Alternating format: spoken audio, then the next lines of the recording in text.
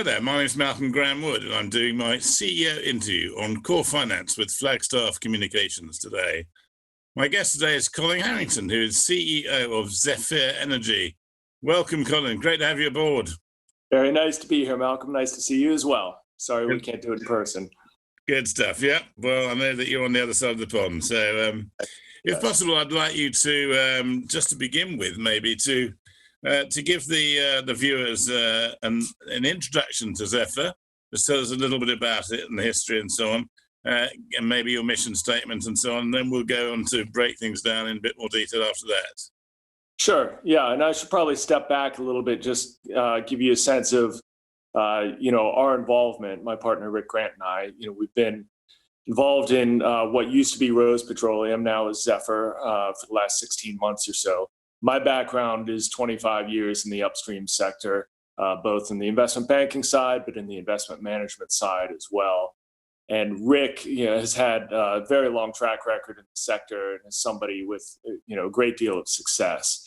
So in about 2016, he was running Suez's LNG business, which was one of the largest in the world, and stepped down from that, retired, right around the same time in which I sold the business. And we decided to pool our capital together and start making investments in the upstream side of the business, all domestic, onshore US. And as we began doing that, we had a couple key criteria, and we really couldn't satisfy those with a lot of the public entities that were out. We were, just in terms of putting money to work that was our own capital, we wanted to be very judicious about the use of leverage, for example. We really didn't like highly levered balance sheets. We were careful about, companies we'd invest to in terms of management comp structures. We were always looking at corporate cash flows and not well-level IRRs, which can be fairly misleading. And we also looked at things from an environmental standpoint, which, when you combine those four things together and you look at the US public E&P market, you can understand that there weren't a whole lot of places. So we wound up doing private investments in two core basins and setting up companies and technical teams. We had a nice run of it. And it was again, about 16 months ago that we came across Rose. I'd watched Rose from afar. I'd seen their Paradox Basin asset and had always really liked it. Was intrigued by it, but could never quite get over the delta between what the market cap of the company was and what we saw as some potential. So ultimately, circumstances came together. We were able to step in as investors into Rose initially, and since then we have, really undertaken a transformation of the company. Obviously, the name has changed, but much more fundamentally, four of the five board members are new. Management has been transformed and augmented. And we've tried to pare back a lot of the ancillary businesses that Rose had to really focus on this Paradox asset, which we were most excited about. We had to restructure some things. We clearly spent a lot of time adding some acreage under the seismic and kind of protecting the leasehold position that was there, all in an effort to focus, on this core asset and use that as the basis for growth. So that's where we are today. Yeah.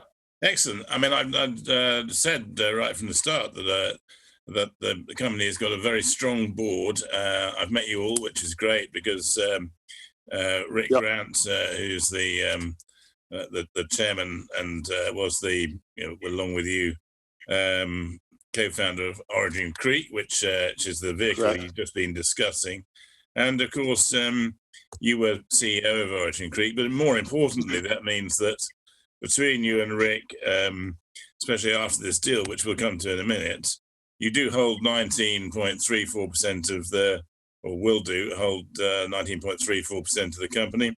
And correct. In that respect, it gives you a very decent piece of skin in the game at Zephyr. Also, before I forget, I know that you've got Chris Eady as CFO, and you've got two very strong non-execs in Gordon Steen and Tom Reynolds. Absolutely. Yep. We're thrilled to have them on board. I think we really tried to get a board that had a lot of experience both on turnarounds and recapitalizations on the London side of the market, and clearly people that had a good level of connections within the London market as well. It's important because Rick and I are both based in the States, even though we've worked in London for years and years. Yeah. Nice to have that representative and have a good, strong independent non-exec presence on the board. Yeah, and so I've been very impressed by that. I think that it's a good time now to go into some detail on the Utah asset that we've been talking about and so on.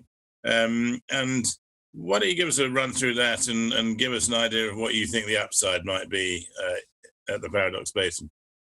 Sure. So, the Paradox Basin, Rose had spent quite a significant amount of money in the past putting together that leasehold position and then shooting in 2018 a very high quality seismic shoot underneath. I think they spent upwards of $10 million on that position. We like this play a lot. It's a historically prolific area, but it's a natural fracture play. It's not like you see in a lot of the other basins that have attracted attention in the last 5 or 10 years, like the Permian or the Bakken, where there's been a fair amount of fracking activity.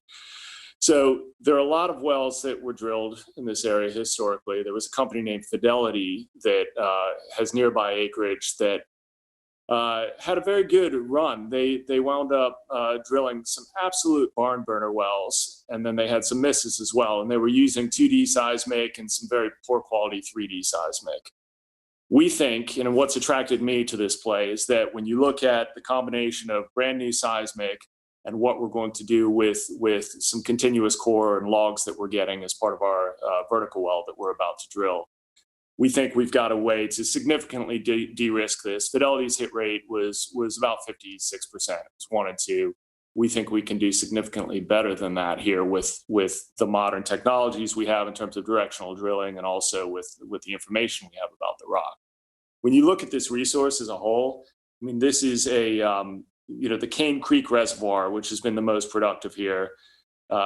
We have a resource estimate on that of about almost 10 million barrels of oil equivalent in the ground. Those are the 2C numbers. But we also see on the 3D 5 additional zones that are above the Cane Creek that look very productive on the 3D.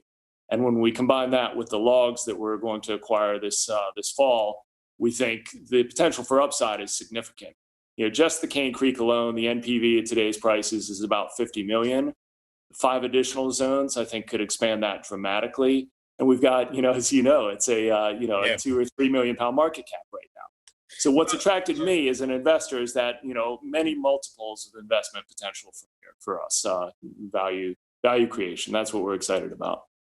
So, I mean, you mentioned my exact point I was going to make about the massive delta between the market cap, which is 2 million, or be more obviously after the raise is taken into account, but even so, very tiny compared to the potential upside. Now, it strikes me that, you've just done this deal, and I'd really like to know a bit about this deal, whereby you appear to have local people coming in, joining in a sort of a group of people, but which they are putting the first, is it $2 million up for the well, and then you're putting in $1 million after that. Yet they've done it in a place which you would have chosen, and you remain operator, and afterwards you keep the well. I mean, it feels like I've woken up and it's Christmas Day, and somebody has just said that to me. So I'd like you to talk me through this, if you don't mind. Sure, happy to do so. I mean, we've been trying to crack the code. These wells typically, they're long horizontal laterals that would cost about $6 million to drill. We've broken that into 2, and this first part is a vertical well, and it's funded by $2 million by the University of Utah's Energy and Geoscience Department, and that's backed by a grant from the U.S. government. And what it does is essentially give us the first $2 million of capital, and as you point out, completely non-dilutive. It's grant funding.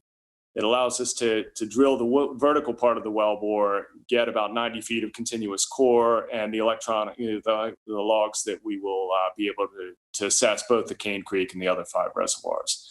And I think the question is, why is the U.S. government interested? Why is the University of Utah interested in this? And it's probably twofold.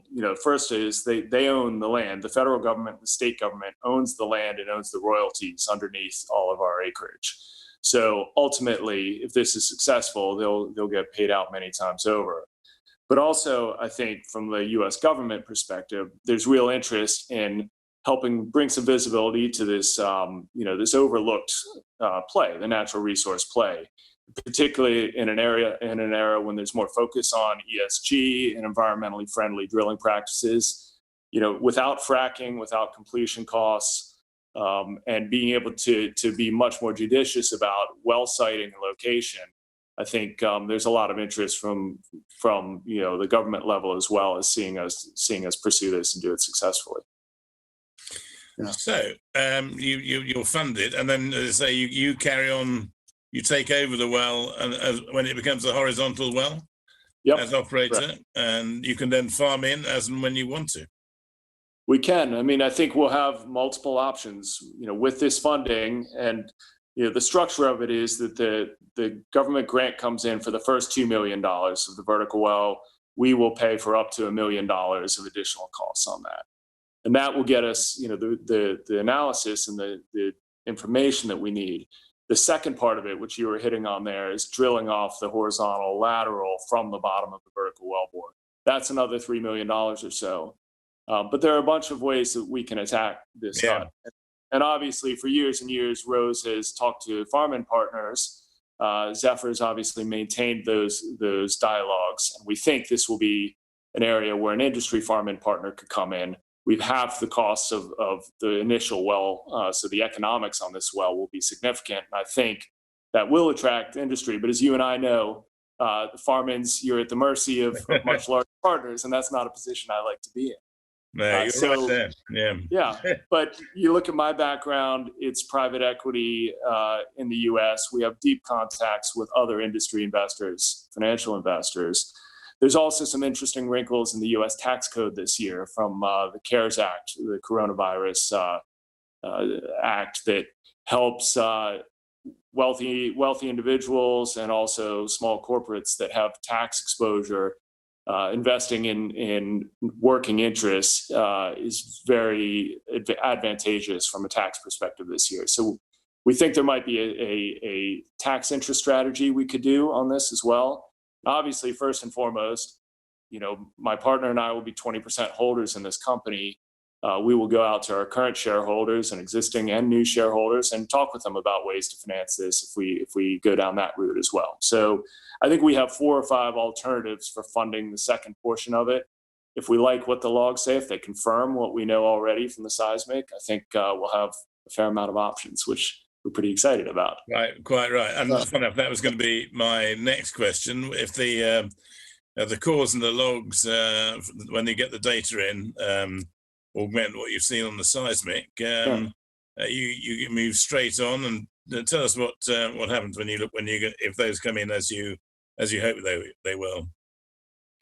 Well, again, I think we have multiple avenues at that point. We'll have the visibility from the Utah Research Department, what they're doing, across industry. They're a world-renowned institution, and the research they publish will be great. But first and foremost, we'll take those logs. We know there is oil in the ground, mobile oil here. There's no question on that. It's simply a question of, overall reserve size and how economic it'll be. We think it's very economic in this environment, and we will have a combination of shareholder conversations, tax investor conversations, farm-in partners, financial partners to decide which way to take this forward. But I would anticipate taking it forward quickly in the new year. So the process from here, just to go back to the question you asked, we'll be spudding this well, the vertical portion of the well, late November, early December. We look to, there's a lot of activity in the meantime, as you can imagine. But, based on the analysis, which should take a few months from the vertical well, then we'll make the decision relatively early next year as to go forward and try to turn this into a producer. Excellent. Also, just going back a little bit, I wanted to ask what your impression was of the funding process that you completed last week. I understand that it went very well, that it was oversubscribed. You had some institutions on board. Talk me through how it all went, Colin. We were extremely gratified to see the interest at this level, both from existing shareholders, of which, again, the board made a sizable commitment to this round. Existing shareholders that stepped up, as well as new institutions that have come on board. I think everybody we've talked to understands this story of the tiny market cap today and the significant potential beyond it. So really excited to welcome the new shareholders on board, and I'm very much looking forward to the continued news flow in the next few weeks and months as we build this out. Excited to have everyone on. Yeah. So obviously you're going to be spending all your time on Utah at the moment and Paradox Basin, and you've said that you're sort of getting rid of most of the other stuff that was all gone before. Yep. But are you looking sort of with an eye on any other things that you might in due course? I don't expect it to be straight away, but anything in due course else that you might be looking at? Yeah, absolutely. I mean, it's always been a core part of our strategy to balance out this, significant upside in the Paradox with some more conventional or more near-term development or development/production opportunities in the DJ Basin or in Wyoming. We have spent a lot of time building up our technical capabilities there and our operational capabilities. And I think the environment, it's safe to say, is a buyer's market at this point. So we are spending a fair amount of time looking at transactions on that end. And I would certainly hope to have some very interesting opportunities to bring to my co-investors when the time is right. So it's still absolutely a focus. But right now we are also, going to make sure that we get this this initial well drilled as safely and as productively as possible. Good. Well, we're running out of time. We've only touched the surface of it, really, but it's been great to talk to you. As a sort of final question, I always ask the same thing. You've mentioned everything that I want the answer to already, but I'd like you to sort of pull everything together if you could. So where would you like to see Zephyr in 12 to 18 months' time on a asset and a financial basis and so on? Obviously, we talked about the low market cap and we assume that's going to get better, but just to give us a quick idea of what you'd like to see in 12 to 18 months' time, if you would, Colin. Well, I think at the core, we will be the same in the sense that we will have very low fixed costs. We won't have much leverage, if any, and we will have a management team that's highly aligned with its other investors. But from an asset standpoint, I think you'll see a lot of growth. We're going to push the development of the Paradox as quickly and as responsibly as possible. And we're being, highly selective about transactions that we can find in the DJ Basin and Wyoming. And the opportunities are there right now. Obviously, in the DJ, drilling has slowed down, but there's still some very, very interesting opportunities. And with oil prices in the 40s and CapEx having been lowered by, in some cases, 30%, the economics in this basin are very strong as well. So you will not see the grass grow under our feet. There's a lot coming over the next 12 months, and I'm sure we'll be chatting about it more. So I look forward to that. Well, I do hope so, Colin. Thank you very much for joining me today. Thank you, Malky. I appreciate it. It's a great pleasure. Right. Thank you very much. Today, my guest has been Colin Harrington, who is the CEO of Zephyr Energy. My name is Malcolm Graham Wood, and thank you very much for watching. I look forward to seeing you again very soon. Bye now.